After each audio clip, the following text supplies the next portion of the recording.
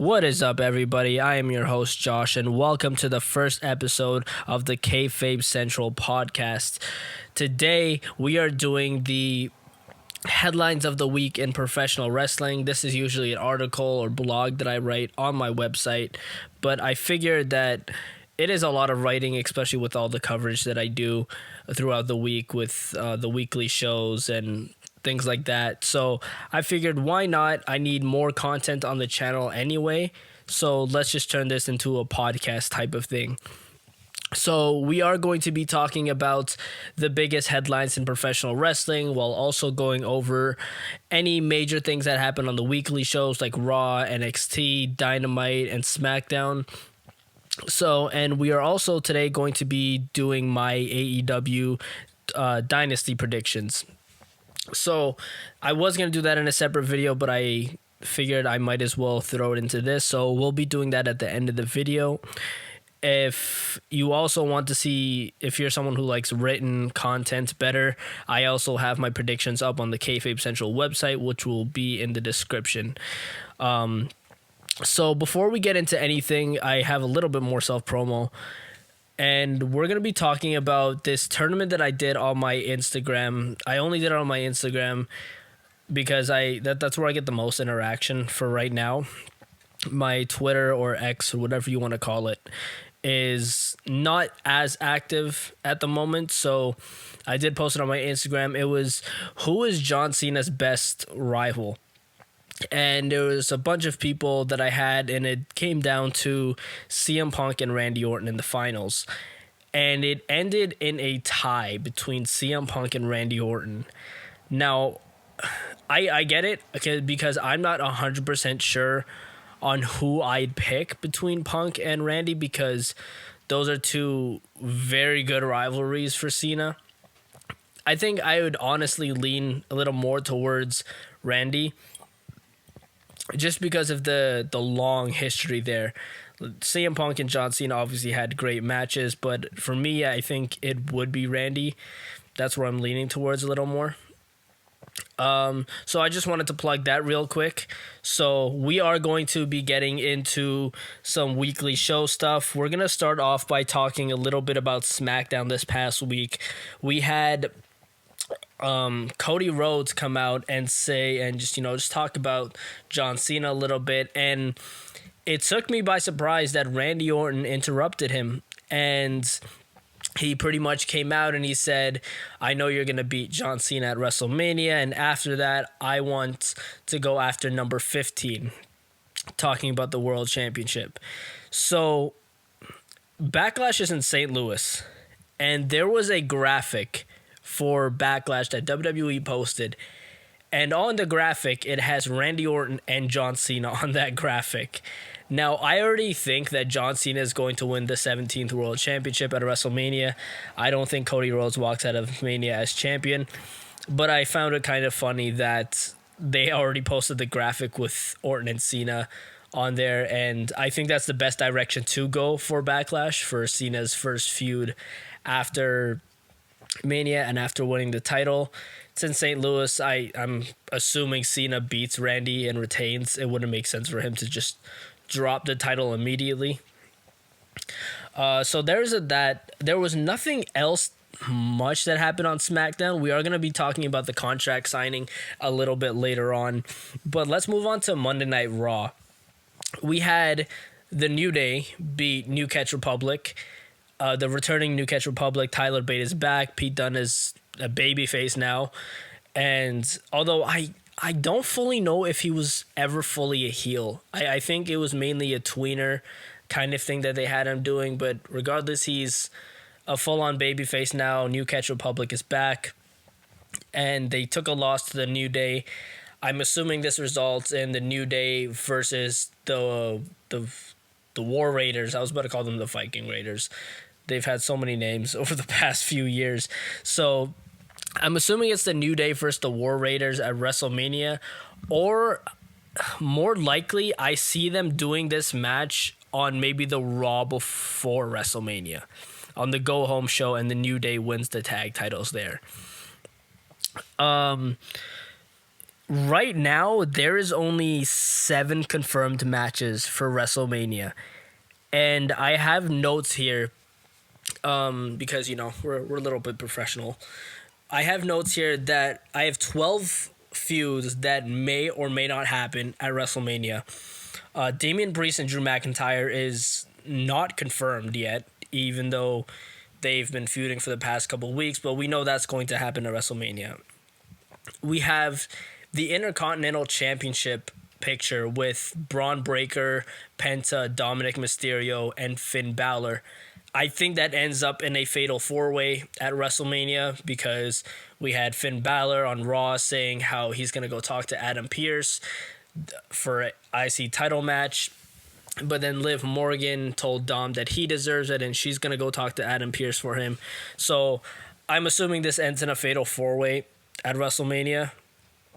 And I honestly think that we might get a fatal 4-way for the United States title as well with LA Knight, Jacob Fatu, Solo Sikoa, and Braun Strowman. However, this could end up being a triple threat because on SmackDown we had Jacob Fatu saying between him and Strowman he's going to be the last man standing, hinting that there's going to be a last man standing match between him and Strowman. And I think Jacob Fatu wins that and they write off Strowman. And Strowman is either not on WrestleMania or he's just in the Andre the Giant Memorial Battle Royal, which doesn't even take place at WrestleMania anyway. So I think that we have probably a triple threat. Either way, Jacob Fatu is competing for that United States title at WrestleMania. I don't think that we're going to get just Solo Sikoa versus Jacob at Mania, because they are making it a vile effort to have Jacob in the U.S. title picture. So I think at most it's going to be a triple threat between LA Knight, Solo, and Jacob at Mania, and hopefully Jacob wins the U.S. title there. We also have the women's tag titles, which honestly I have no clue where they're going with this. They obviously Raquel and Liv are the current tag champions, but they also are involved with the Women's Intercontinental Championship picture with Lyra Valkyria. Lyra and Bayley are having a match on Monday Night Raw for the title, so that's not going to be the WrestleMania match that people thought it was going to be. And I honestly believe that Liv and Raquel get involved, and we honestly might get Bayley and Lyra versus Liv and Raquel for the women's tag titles at WrestleMania.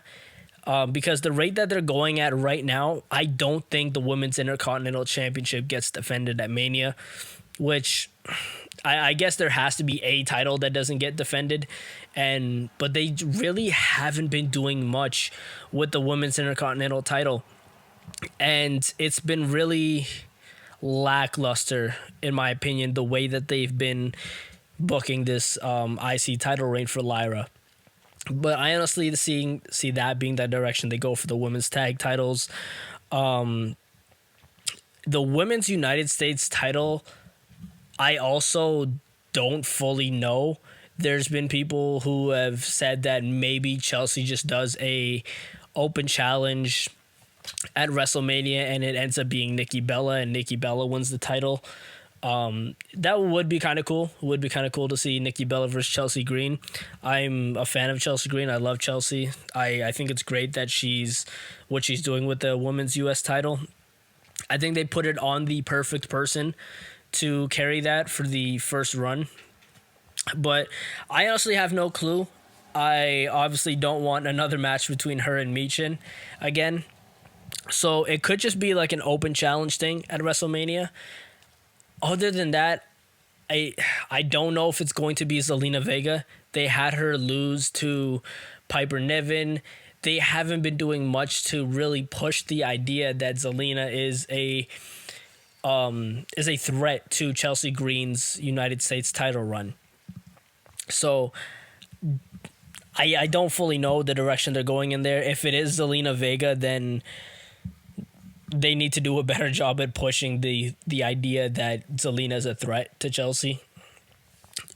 because we are about like 2.5 weeks from WrestleMania, so we don't have a lot of time, which is another confusing thing, that we only have 7 matches confirmed, which is enough to fill one night. So the most that they can do is another 7 matches. We have the World Tag Titles and the WWE Tag Titles. We have Chad Gable and Rey Mysterio, the Jade Cargill and Naomi feud, which honestly I see just being a SmackDown thing. In my opinion, I don't see this as a WrestleMania caliber match. And I was talking to my cousin the other day and I was telling her the exact same thing. I don't see this as a WrestleMania match.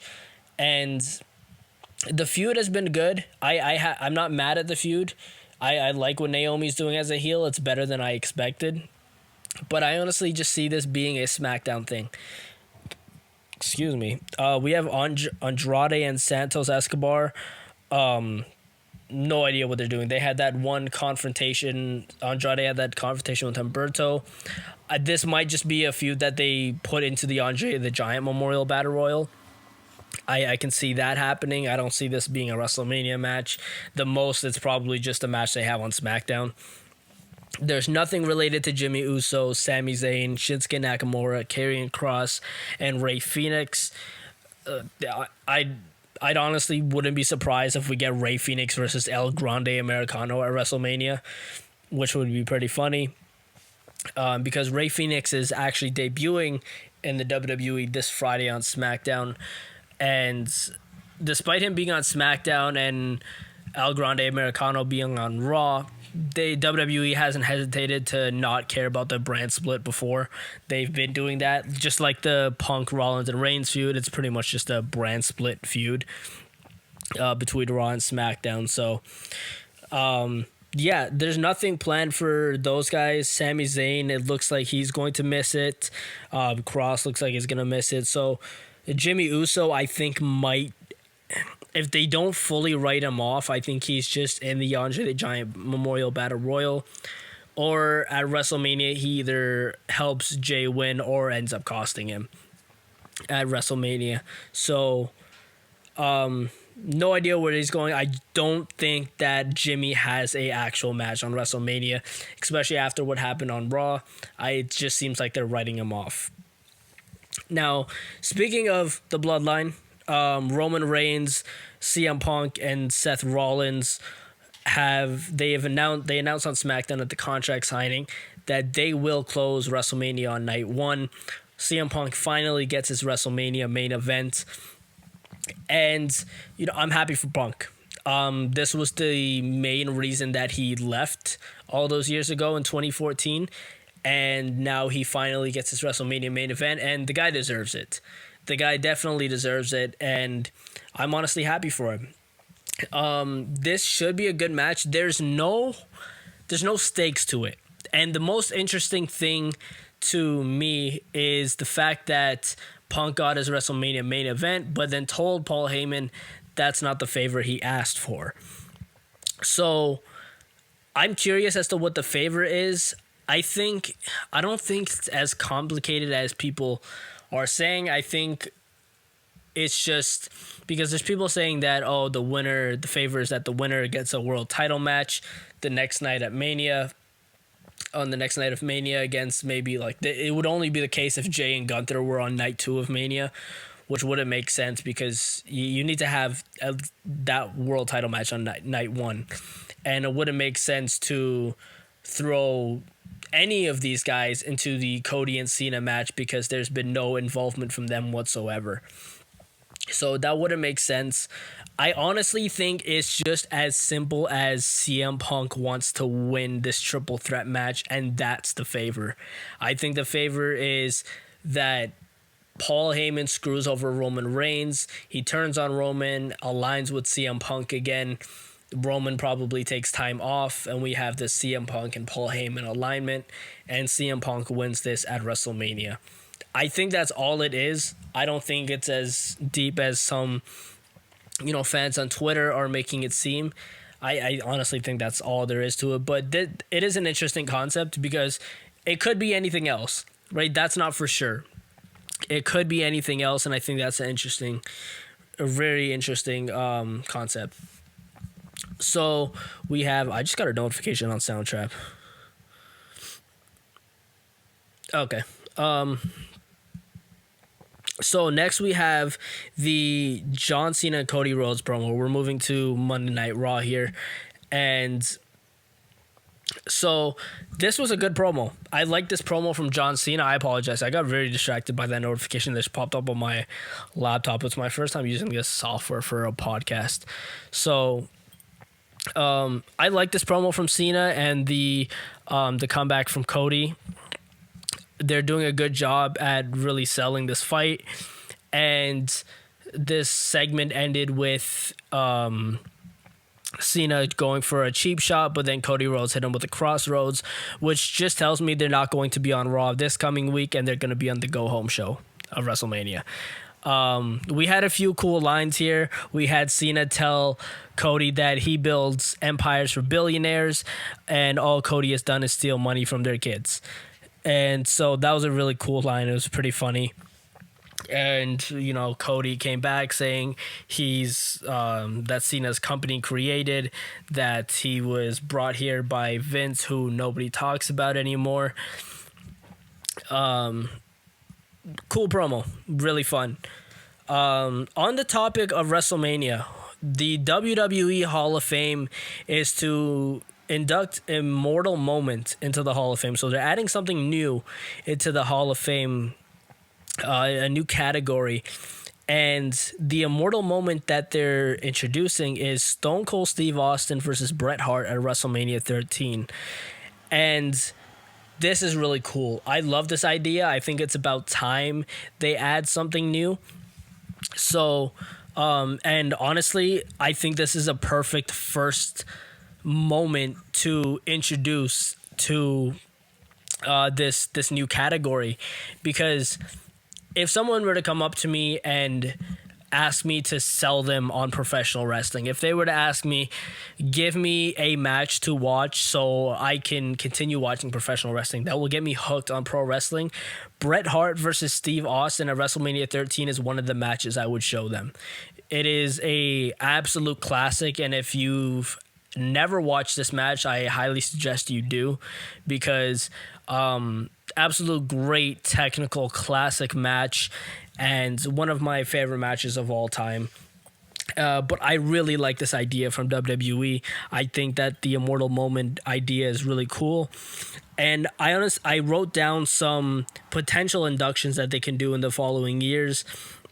I wrote down the Austin 3:16 promo, Mankind versus Undertaker at King of the Ring inside Hell in a Cell, Shawn Michaels versus Razor Ramon at WrestleMania 10, the End of an Era match, the CM Punk pipe bomb, Trish and Lita on the main event of Raw, Becky, Charlotte, and Ronda at Mania 35, and the Daniel Bryan Yes Movement, the WrestleMania 30 finale, and Rock versus Hogan, and the TLC matches. Those are all things that I've written down for potential inductions in the coming years for this category. I like the idea that they put Immortal Moment and not Immortal Matches, because it just adds to it. It adds a lot to it. It doesn't just have to be matches. It can be any moment in a history that they can put into it. I don't think they'll put anything negative like the Montreal Screwjob or anything like that. So, but I do like this idea from WWE. On the topic of WrestleMania as well, WrestleMania 9 is becoming a spectacle documentary coming to Peacock. So this is cool. I'm not the biggest fan of WrestleMania 9. I think the in-ring aspect of WrestleMania 9 was not good at all. But I am a fan of behind-the-scenes stuff for WWE and what went into the matches, inside the ring, outside the ring, backstage, and all things like that. I think this is cool. I don't know if I will get a chance to check it out this week, because we have a lot coming this coming week, especially with it being WrestleMania season. and things like that. But it is possible. I'll check it out. It might be just something I play in the background and just check out. It's probably not something I will like sit down and attentively pay attention to. So yeah, but I think it's cool. I like behind the scenes stuff. Something else that's come up. Miros, aka Rusev, has officially signed with WWE. And I talked a little bit about this before and when I was writing these headlines of the week. And so I'm not going to dive too deep into this because I figured he would be coming back. I didn't think he'd come back this soon. I thought it was going to take a little longer for him to come back. But it's cool to see him back. And I assume that he's going to be making his first appearance after WrestleMania. Since we're this close to Mania, it doesn't make sense for him to show up, especially with Rey Fenix being teased. And then we have Aleister Black being teased to return as well. And supposedly Aleister Black returns in 2 weeks, which would be the SmackDown after WrestleMania, if I'm not mistaken. And it would be perfect for Rusev to return on the Raw after WrestleMania. I don't want the Rusev Day stuff. I don't want that. I want the God of Wrestling gimmick that he was doing in AEW. I really like that. I think that was the one thing I liked from Rusev in AEW.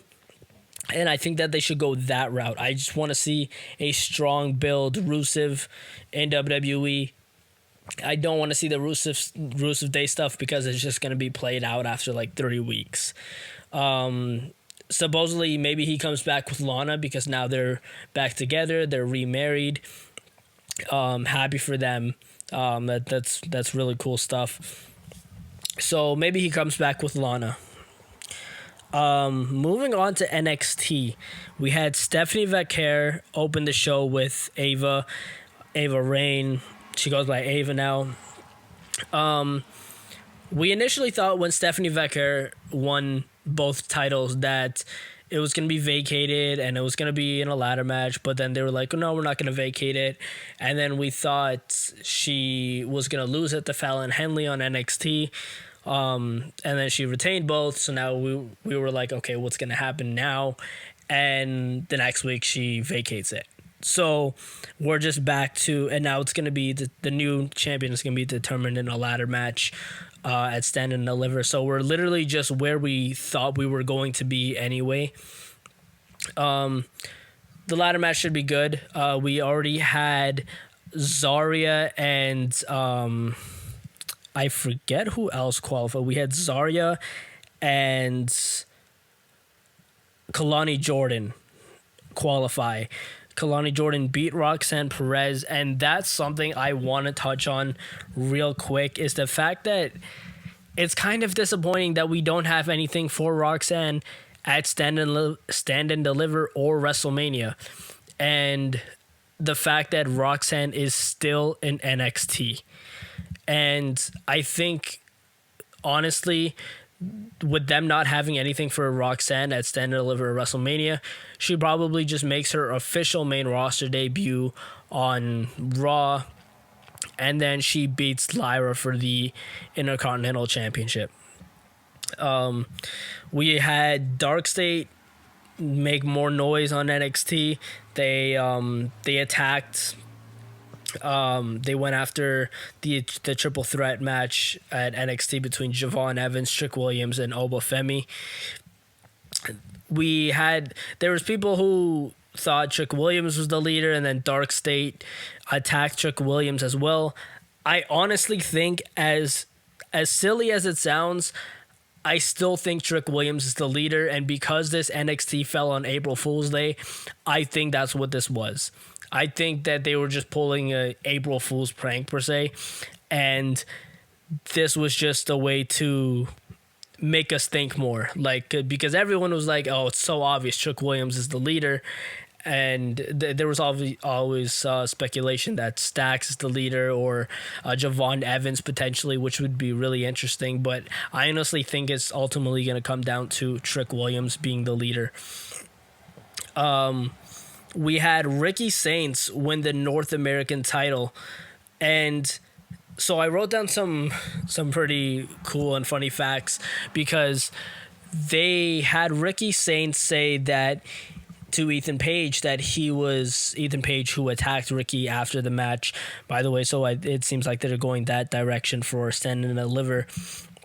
They had Ricky Saints say that he was going to win a title faster than Ethan Page in WWE. And the stats that I wrote down, that is not the case. Ricky Saints first appeared on NXT on February 11th and won the title 49 days later. If they're doing it from his first match, then it was 35 days later that he won his first title. Ethan Page had his first match on June 9th and won the title 28 days later. So it doesn't matter. I don't know if they're going off when Ethan Page first appeared on NXT, but Ricky Stark's first match. But either way, the numbers don't align, and Ethan Page still would have won a championship faster than Ricky. So don't understand that direction. And speaking of direction, we have no direction for the NXT tag titles right now. And I don't know. I really don't know what's going to go on with at Stand and Deliver. And there's nobody on NXT, no tag team on NXT that really stands out to me to challenge Fraxium at Stand and Deliver. There's really none. And that's why I think they probably should have saved the Hardy Boys match for Stand and Deliver. But again, this is for the NXT tag titles. There's nobody to challenge them right now. We had Swipe Right up here on NXT and from Evolve, if you guys don't know where they're from. They appeared and confronted Fraxium, challenging them. They're still really green. They're still really new. I think they were on TV a little too soon, but we'll see how that match goes. Moving on to AEW now. The Owen Hart Cup tournament brackets were revealed. We have, for the men's side, we have Will Ospreay versus Kevin Knight, Brody King versus Takeshita, Mark Briscoe versus Kyle Fletcher, and Hangman Adam Page versus a wild card. Now, Ospreay Knight, I think Ospreay wins that. King and Takeshita takes that win. Briscoe and Fletcher, I think Fletcher wins that. Hangman versus the wild card. It honestly depends who the wild card is. There's some speculation that it could be Josh Alexander. My mind went to potentially Darby Allin makes his return here, and if that's the case, Darby beats Hangman. I wouldn't mind Hangman versus Ospreay. I wouldn't mind Fletcher versus Ospreay again, because I do think Ospreay makes it to the finals. I think he beats Takeshita in the second round, and I don't think Mark Briscoe is going any far at all in this tournament. The women's bracket it's not much. We have Hayter and Starks, Thunder and Statlander, and honestly, we have Mercedes Moné facing Julia Hart in her first round match, and I honestly think this is just going to end in Mercedes Moné winning the entire thing. I don't think there's much to it.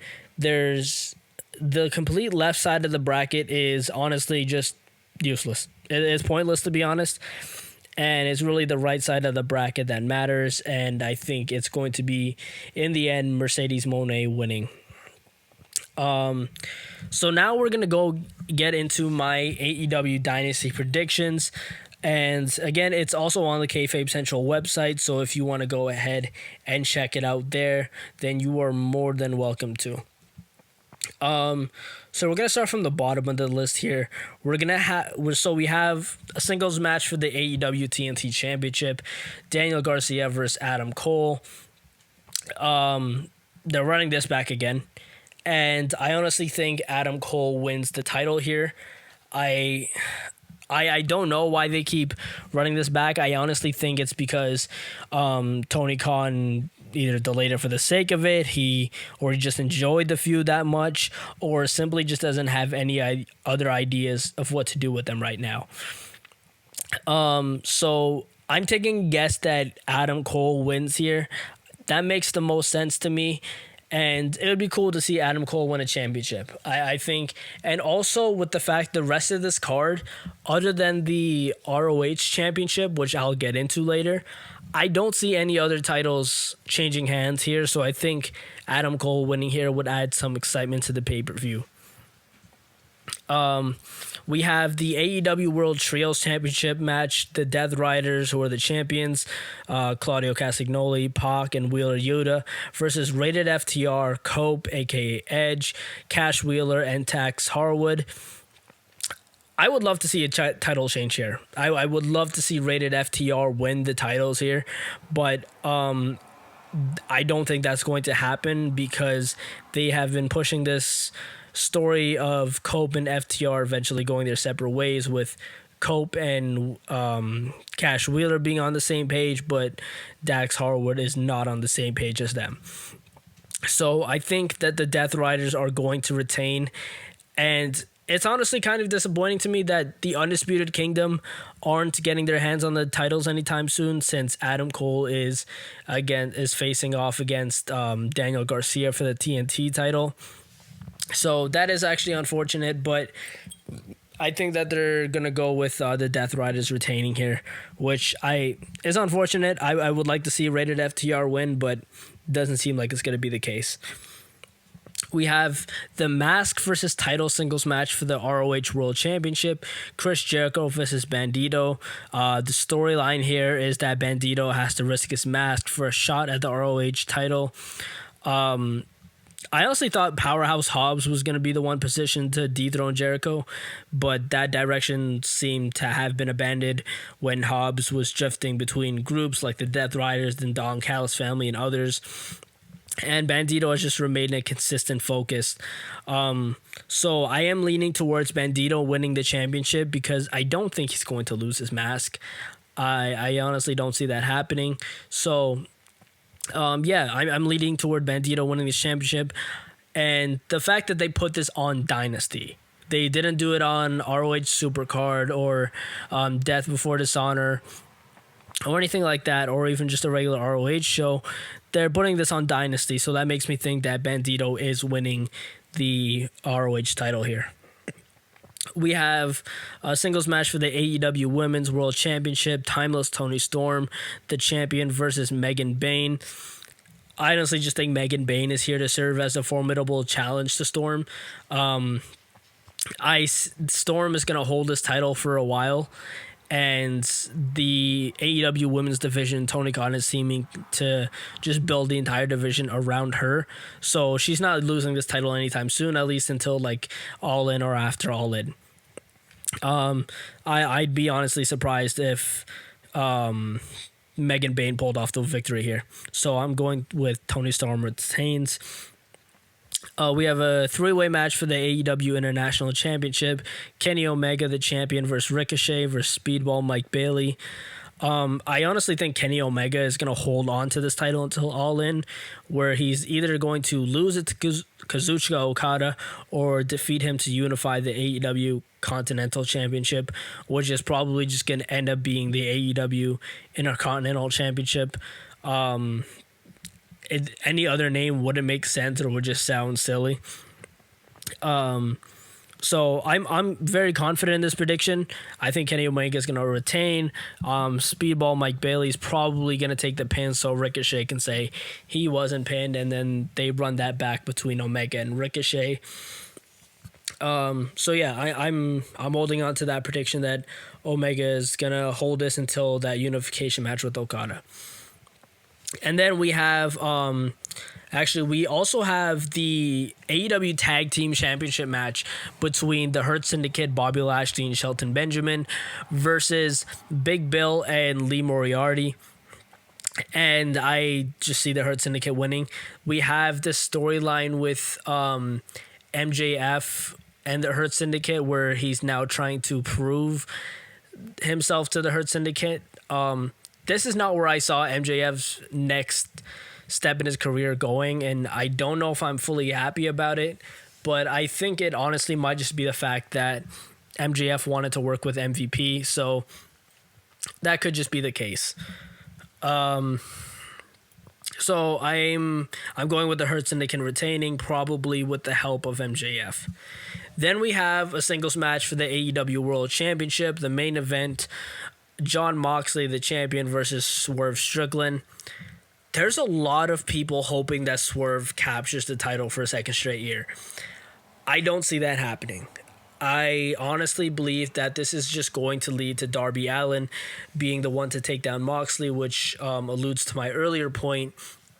If Darby Allin is the wild card in the Owen Hart tournament, that he might just win the entire thing.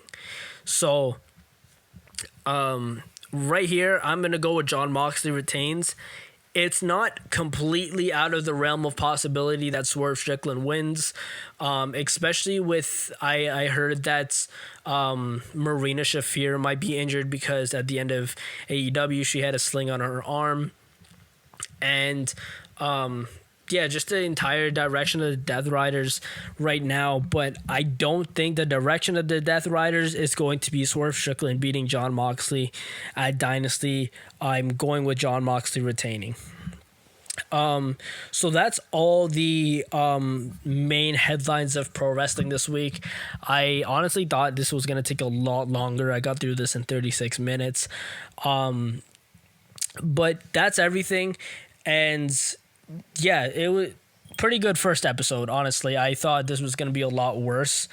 So yeah, if you guys enjoy this, if you guys enjoy the podcast versions instead of the written up articles and blogs that I do, then please let me know, and I definitely will continue doing these. I usually do these on Friday, but I figured that I might as well just knock this out of the park today. Thursdays there's nothing really, and I don't watch TNA, so I'll get this out to you guys hopefully by later today on Thursday, and hopefully it comes out on Thursday and not Friday. So that's going to wrap up this first episode of the podcast. Please let me know what you guys thought. Go ahead and check out the Kayfabe Central website. Go check out the Instagram page for Kayfabe Central, the Twitter page for Kayfabe Central, all that good stuff. And make sure to subscribe to the channel and hit the notification bell so you're up to date with all the videos. I have interviews coming soon. Not going to announce who the interviews are just yet, but I have 2 big interviews coming up very soon. So stay tuned to the channel for that. They're going to be recorded next week and hopefully out to you guys by WrestleMania week. So again, subscribe, hit the notification bell. Let me know your thoughts on any of the topics this week, and I'll see you guys in the next one. Take it easy.